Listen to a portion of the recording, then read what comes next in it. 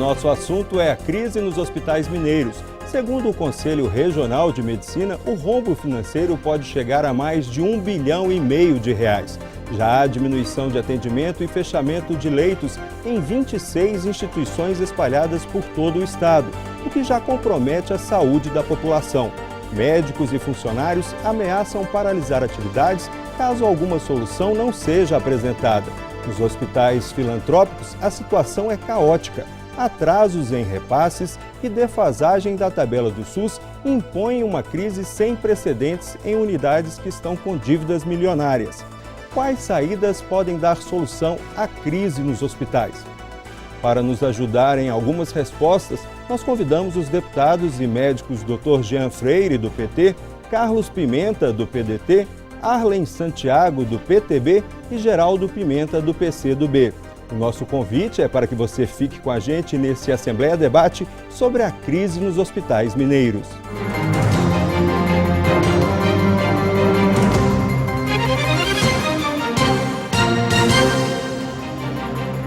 Profissionais sem receber e falta de equipamentos, estrutura, remédios e insumos básicos para o atendimento. Esses são alguns dos problemas dos hospitais. Vamos ver agora quais as instituições de saúde estão com dificuldades financeiras, segundo o Conselho Regional de Medicina aqui do estado. A crise afeta diretamente o Hospital São Vicente de Paula, em Araçuaí. Em Belo Horizonte, a Santa Casa, o Hospital Sofia Feldman, o da Baleia e o João 23. Em Brasília de Minas, o serviço de hemodiálise do Hospital Nossa Senhora de Santana está comprometido. Em Cambuí, o problema é o Hospital Ana Moreira Salles. Em Caratinga, a crise está no Hospital Nossa Senhora Auxiliadora. O Hospital de Cataguases também passa por dificuldade. A crise está também em Congonhas, no Hospital Bom Jesus, em Lafayette, no Hospital São José, na Fundação Hospitalar de Janaúba, nas Santas Casas de Juiz de Fora, Montes Claros e Ouro Preto, no Hospital Nossa Senhora da Conceição, em Pará de Minas.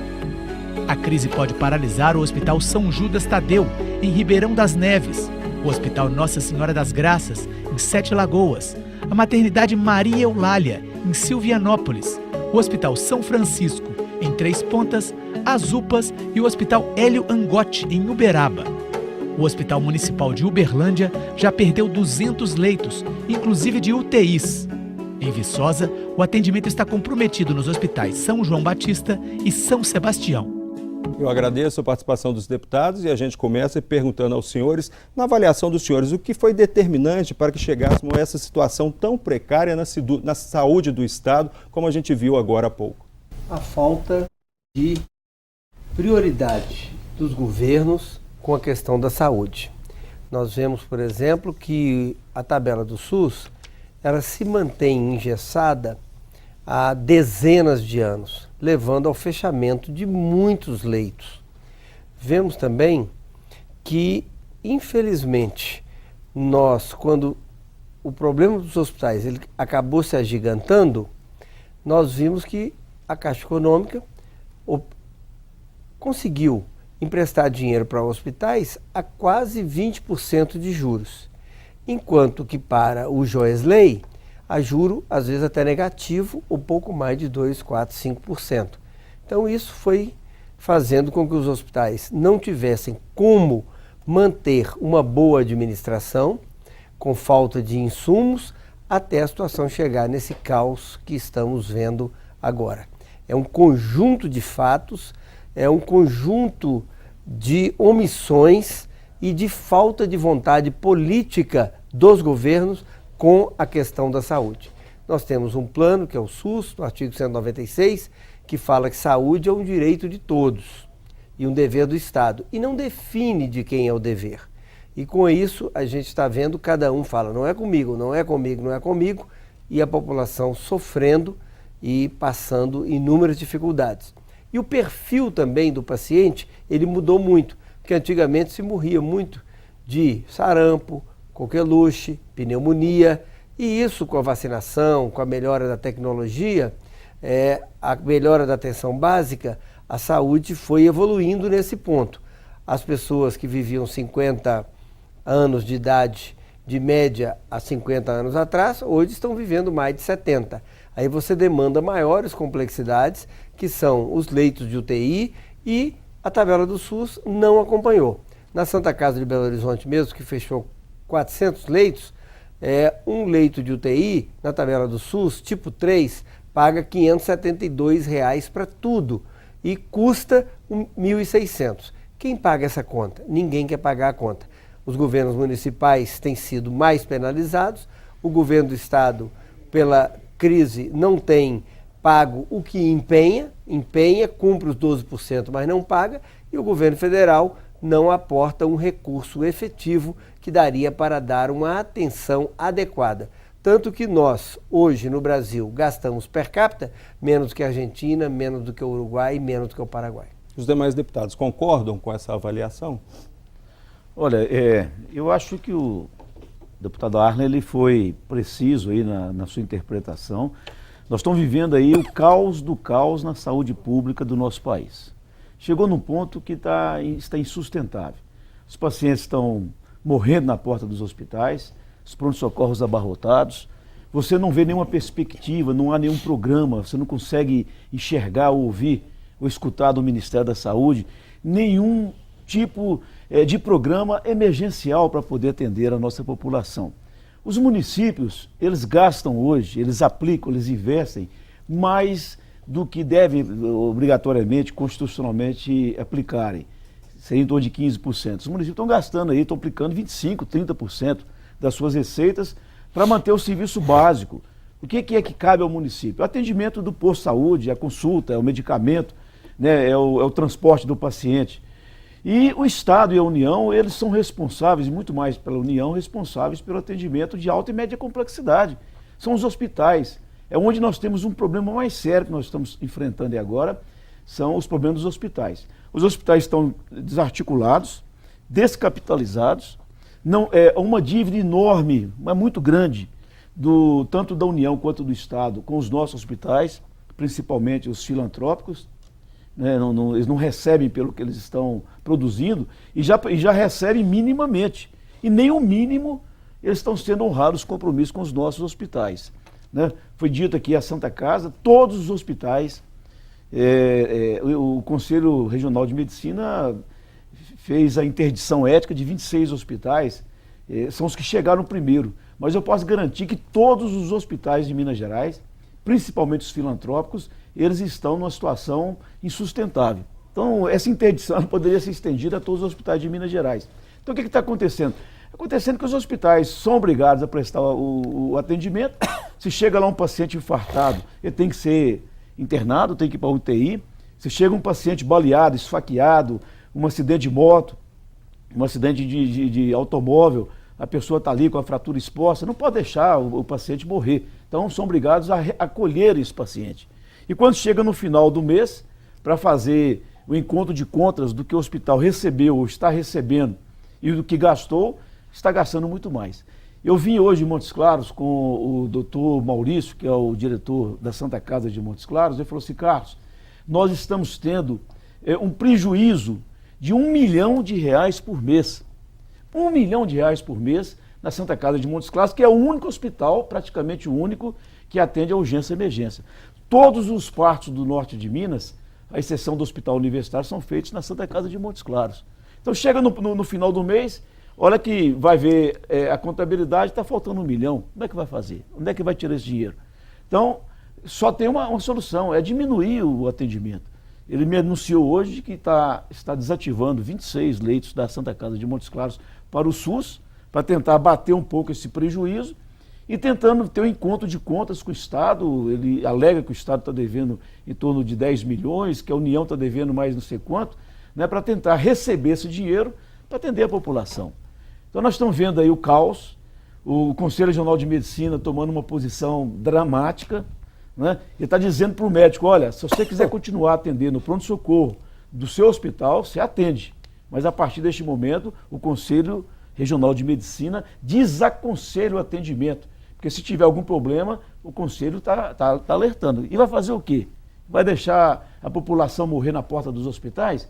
Vai deixar o povo chegar nos hospitais e não ter internamento, não ter uma cirurgia, não ter um exame de média e alta complexidade? Então nós estamos vivendo caos na saúde pública e é necessário que, no decorrer do debate, nós vamos mostrar aqui o que a Comissão de Saúde está fazendo, as providências que nós estamos tomando, mas nós não vamos assistir isso calado. Já dissemos isso, os membros da comissão, o doutor Jean, que está aqui presente, o doutor Geraldo Pimenta, o doutor Wilson, né? Eu e o do Bonifácio Mourão, nós vamos tomar uma posição dramática. E, se for preciso, vamos até o Ministério, vamos acionar os deputados federais. Já liguei para o senador Anastasia, ele se dispôs a nos acompanhar numa audiência com o ministro, para mostrar que nós não podemos aceitar isso. Minas não pode aceitar. Eu tenho aqui a tabela, né, per capita de investimentos por estado. Nós somos o 17º estado brasileiro em termos de recebimento per capita. Isso não existe, né? Nós temos que prestar um atendimento de excelência, de alta complexidade, e estamos recebendo muito pouco para isso. Então, nós não podemos aceitar o que está acontecendo. Já tivemos com o secretário Sávio, conversamos com ele, vamos respaldar o secretário Sávio, que tem a gestão orçamentária, né, da sua pasta, da Secretaria de Saúde, mas não tem a gestão financeira. Na hora que ele precisa designar aí alguns milhões para atender a urgência e emergência, para atender o transporte, para atender a compra de medicamento, ele tem que ficar batendo as portas da Secretaria de Fazenda. E o que a gente advoga, a nossa tese é o seguinte: duodécimo é duodécimo. Você não pode passar 10% do duodécimo. Se tem um mês que o Estado arrecadou mais, que passa o duodécimo referente àquele mês para a Secretaria. Se tem um mês que arrecadou menos, que passe o duodécimo.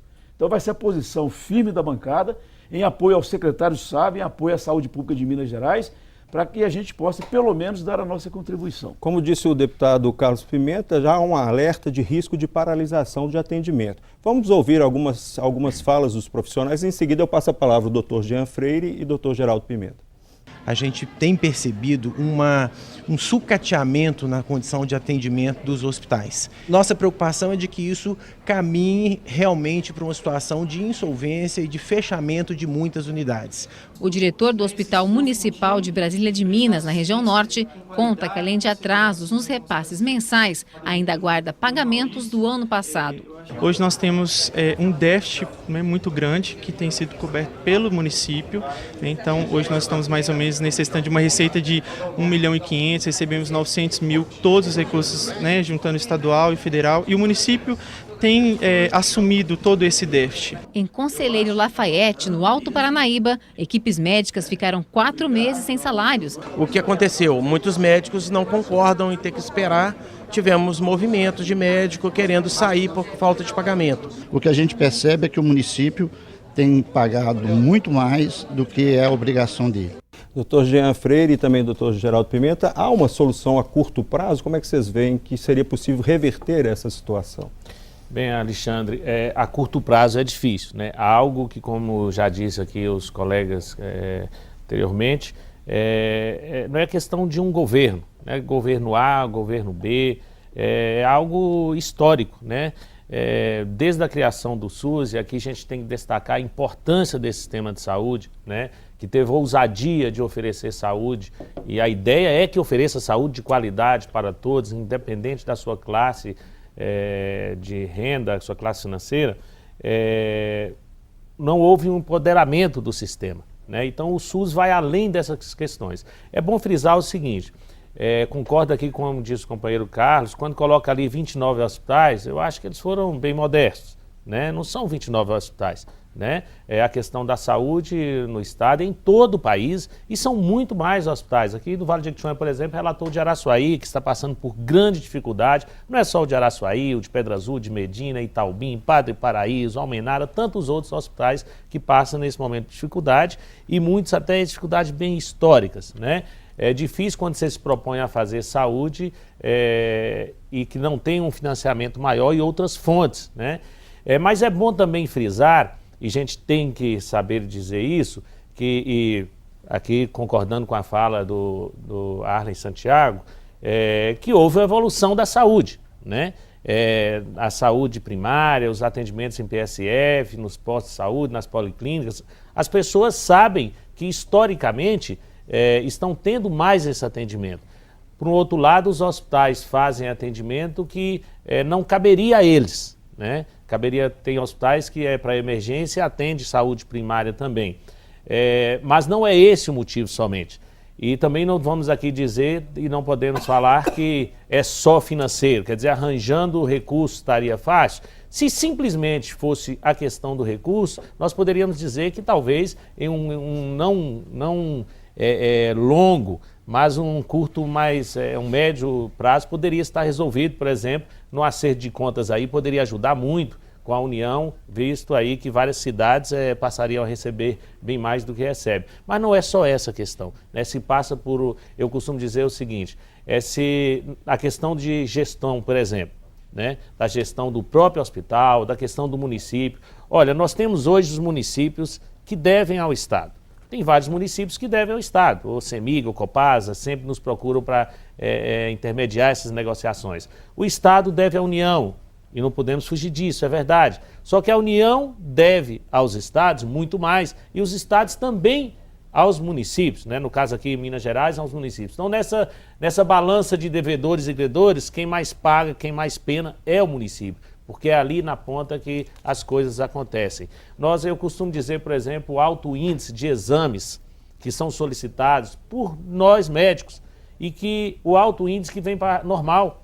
Que bom que o exame vem normal para o paciente, mas se for contabilizar o gasto disso no SUS, é imenso, é um gasto imenso. Então, será que também isso está sendo feito de maneira correta? Quantas ressonâncias, tomografias, exames laboratoriais? Ou seja, nós não podemos atacar e dizer que é uma questão puramente financeira. Não é uma questão puramente financeira. Se resolvesse a tabela do SUS, estaria resolvido o problema de saúde? Será que estaria, meus companheiros? Não estaria resolvido. Então, eu acho que nós temos que, sim, que ir atrás de novas fontes, isso é uma realidade. O deputado Geraldo Pimenta sempre coloca isso e eu faço coro com ele. Nós temos que, sim, ter outras fontes, né, financeira para a questão da saúde, mas não para por aí. Nós temos que ter a coragem de dizer e de encarar que é preciso ir além disso. Geraldo Pimenta, como é que o senhor vê? Está faltando algum equilíbrio no repasse de verbas entre o governo federal, os estados e os municípios? Como é que o senhor avalia? Acho que os colegas já relataram essa situação do subfinanciamento crônico que a saúde vive. Eu acredito que qualquer pesquisa de opinião hoje, a questão da saúde ou da falta da saúde é a questão mais sentida pela população. Agora, isso não é só hoje, não. E não só Minas Gerais, Brasil todo. Como já foi falado aqui, a crise política que a gente está vivendo, a crise social e econômica que a gente está vivendo, agravou a situação da saúde no Brasil. Porque com isso diminuiu os recursos também para a saúde. Essa questão que já foi levantada aqui. Os Estados Unidos gastam 19% do PIB em saúde. Privada e pública. A Inglaterra gasta 10% do PIB em saúde, principalmente pública. Brasil gasta, Chile, Argentina, gasta 10%. E o Brasil gastar 4% do PIB entre pública e privada, não dá conta. Os planos de saúde hoje cobrem 50 milhões de brasileiros, de usuários de planos particulares de saúde.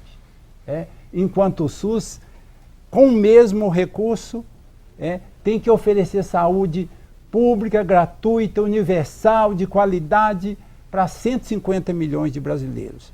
Não tem condições, com pouco dinheiro, fazer uma saúde de qualidade.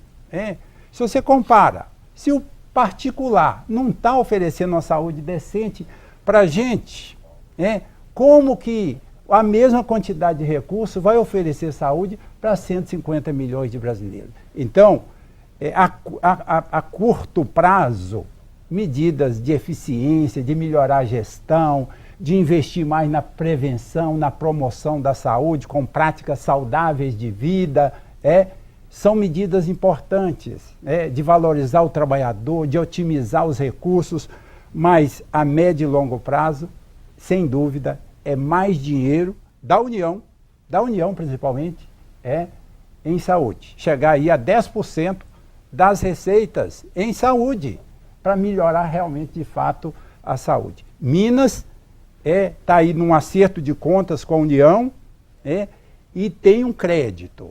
A União deve para Minas 140 bilhões de reais. E Minas deve para a União 90 bilhões de reais. Se esse acerto de contas for feito como definiu o Supremo Tribunal Federal, nós podemos ter mais recursos a curto prazo para melhorar a saúde, se esse dinheiro for destinado parte para a saúde pública, sabe? É essa a nossa luta da Comissão de Saúde, para que parte desse dinheiro seja destinado para a saúde, para diminuir o sofrimento que o povo está passando, sabe? Mas a crise política, financeira, social que a gente está vivendo, é o fator maior dessas dificuldades que a gente está vivendo. E que só com eleição diretas para presidente que a gente vai resolver essa questão da crise política. Obrigado. Agora, o acerto de contas, a gente sabe que é uma coisa que ainda vai levar um tempo, é necessário um tempo maior. Inclusive, esse acerto de contas, né, nós estamos apoiando integralmente o acerto de contas. Eu sou oposição ao governo de Minas que está aí. E nós, da oposição, estamos apoiando integralmente esse acerto de contas. Diferentemente dos últimos 14 anos, que poderia ter sido feito o acerto de contas do governo federal com o governo de Minas, e nunca o governo federal deixou ter uma margem para que isso pudesse acontecer.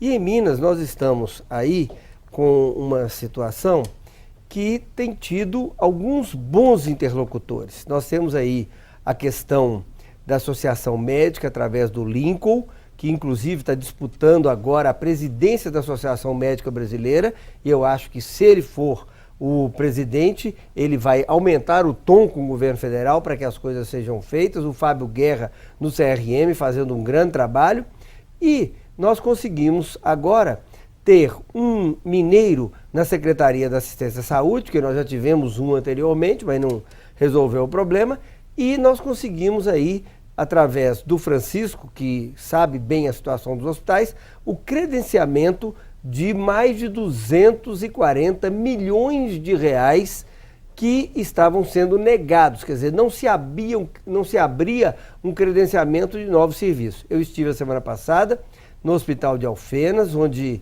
inauguraram lá o Centro de Oncologia, o Centro da Dor, junto com o Dr. Carlos, com a Aécio, com a Deivinha, as pessoas lá, e aí nós estamos vendo que serviços que estavam funcionando sem nenhum financiamento começaram a ser feitos. Além disso, também no ano passado, foram pagas as emendas dos deputados federais que estavam atrasadas, de 2012, de 2013, de 2014, de 2015 e a metade de 2016 foram pagas, que eram situações que também ajudam a amenizar a situação.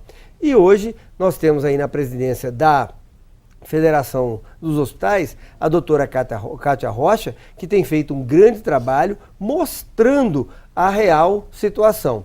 E Minas tem o privilégio hoje de ter o Dr. Gilmar de Assis, né, do Cal Saúde, que tem ajudado muito o governo de Minas, que está sem colocar os 12%, né, que teria que colocar, e aí o Dr. Gilmar, às vezes, quando vê o aperto muito grande do secretário Sávio, ele acaba autorizando recursos de outras rubricas do governo federal para que possa sanar aqueles problemas maiores. E agora, o ministro da Saúde está fazendo uma coisa que a gente fica encabulado de nunca ter existido, que é a informatização. A atenção básica hoje, ele só paga atenção básica se vier por meio de informática. Ah, mas os municípios não têm dinheiro. Mas tem que começar. E agora, quer dizer, há a vontade de economizar para poder fazer um plano de informatização do cartão do SUS.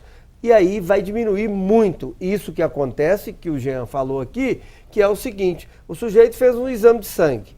Às vezes, ele chega com outro membro da família e o médico torna a pedir o mesmo exame de sangue. Aí você vai ter isso informatizado e o governo federal só vai pagar o serviço se isso estiver ok, e aí você consegue saber adequadamente a vida daquela pessoa. É assim no Canadá, é assim na Inglaterra, que são dois exemplos de saúde pública muito bem atendidos à população. Então, algumas coisas estão avançando e, principalmente, nós estamos num bom momento desses atores. Falta realmente melhorar a tabela do SUS, falta um financiamento, porque não tem cabimento. Como é que a Caixa Econômica, um banco oficial, empresta para os nossos hospitais a quanto? A 20% de juro e para o Joesley a 5%. Não tem jeito. Deputado Jean, nós temos ainda muitos aspectos para tratar. Nós vamos fazer um rápido intervalo e voltamos então, retomando essa fala do deputado Arlen Santiago. O senhor vai ter a oportunidade de falar. Senão o deputado Arlen vai passar. Antes era Friboi, né? Agora ele não nomina mais Friboi e vai passar o tempo todo falando. Nós vamos fazer um rápido intervalo e voltamos já.